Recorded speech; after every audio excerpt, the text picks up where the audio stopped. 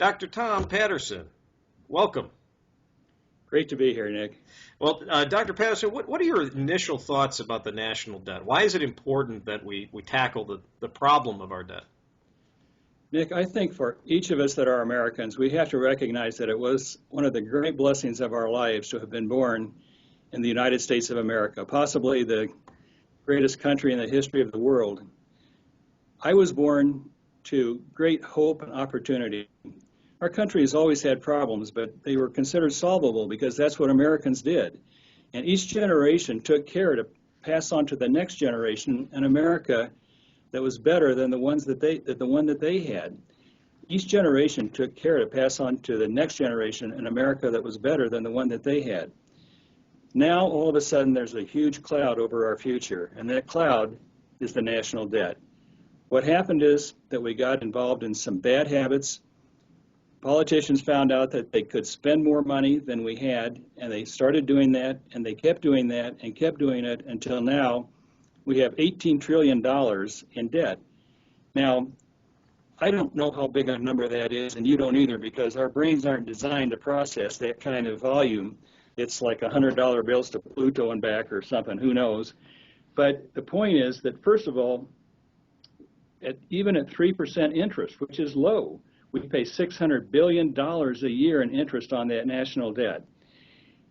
That is an amount that is more than the total government spending of most of the developed countries in the world.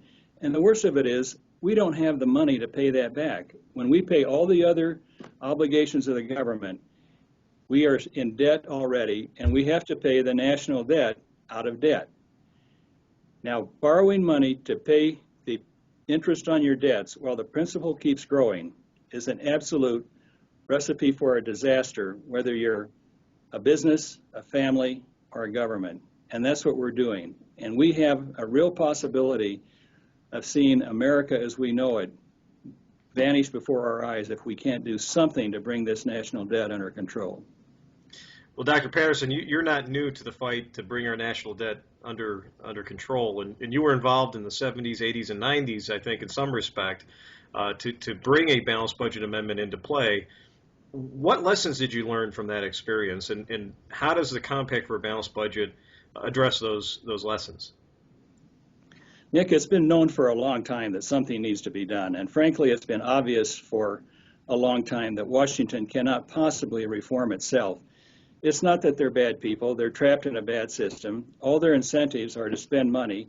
They get credit for spending the taxpayers' money, and it's just too seductive. They're addicted to it, and so they can't help themselves.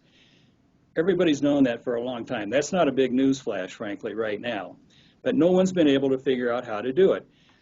The states were given by our founding fathers, the ones who wrote the Constitution, a solution to this. And the solution is to use the power of the states to call a convention and amend the United States Constitution. The states have never once done that. They've never figured out how to do that. It seemed so doable back 20 or 30 years ago, but what happens, and the reason it's never been done, is that people are very concerned about what would happen if you actually called a convention of the states, if the states named delegates to this super convention that has penultimate powers that nobody can control, and that would be a law and actually almost like a mini government under themselves.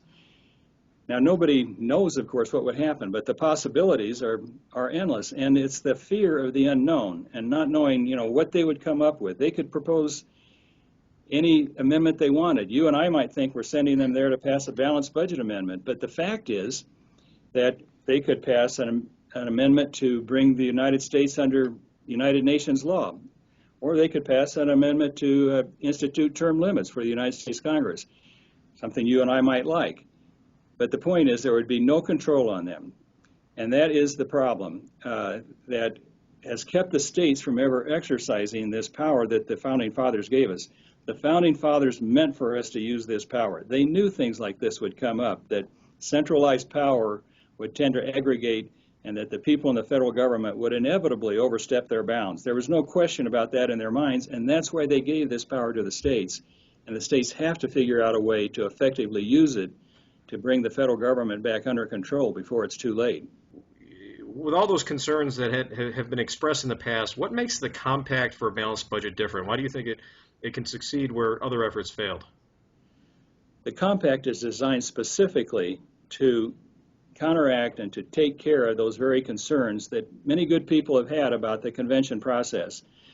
Under the compact, the states agree beforehand to all of the questions that bedevil people, that they want to know what's going to happen. With the compact, the states, when they sign up for the compact, agree to the whole package, including the specific amendment. Every last word of the amendment is already agreed upon. Things like the selection of delegates, how the votes are apportioned, the officers, all the details are agreed upon beforehand. That takes the uncertainty out of it, and it makes it by far the most safe and the most possibly successful way of amending the Constitution.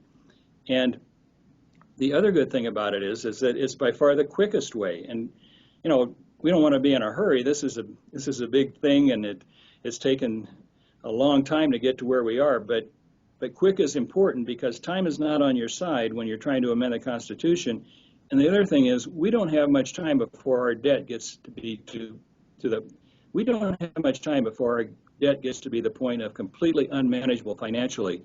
In other words, we won't have the money to pay the interest on the debt out of even the income and the further debt that other people will let us accumulate. And at that time, things start to financially implode. That's not that far off. And if people don't like to think about it, but I don't think a decade or something like that is a reasonable timeline for the problem that we're dealing with. So the compact is safe, and it's certain, and it's timely, and it's really probably the only realistic way that the states have of effectively coming together and amending the Constitution, creating a balanced budget amendment, and forcing the Congress to be fiscally responsible and to prioritize their spending rather than just spend money on whatever seems like a good deal.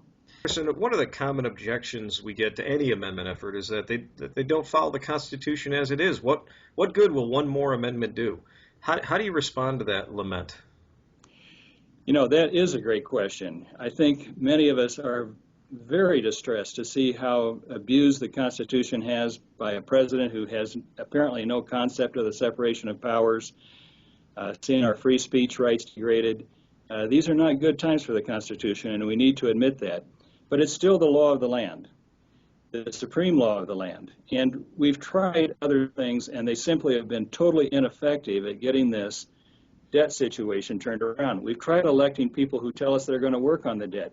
I mean, for a long time now, nobody has ever ran on the platform of elect me and I'll make sure the debt goes up, but we elect them and the debt goes up. We've tried passing laws.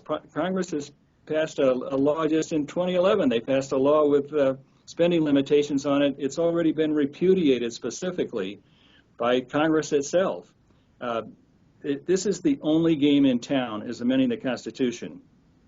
But the Constitution is not totally ineffective. And I think, you know, going back to free speech rights, about as bad as many of us feel about free speech and how it's been treated in the last couple of years in the United States, we still don't have the situation that other developed countries have, where governments actually pass laws prohibiting offensive speech or speech that criticizes religion.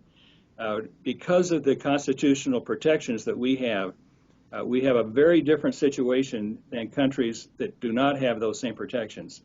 And I think with respect to the balanced budget amendment, that we can believe is going to be a stronger provision in the Constitution than most others, because it has an enforcement mechanism that can't legally be contravened, which is that any debt that is contracted by the government that exceeds the debt limit is considered void and not redeemable, and that would mean that basically that would be toxic in the bond markets, and nobody would buy it. So whether they respect the law or not, the debt that they issue would not be negotiable, and there'd be financially no reason to do that. And I think even the uncertainty that would put in the bond markets would be a killer for any additional debt. So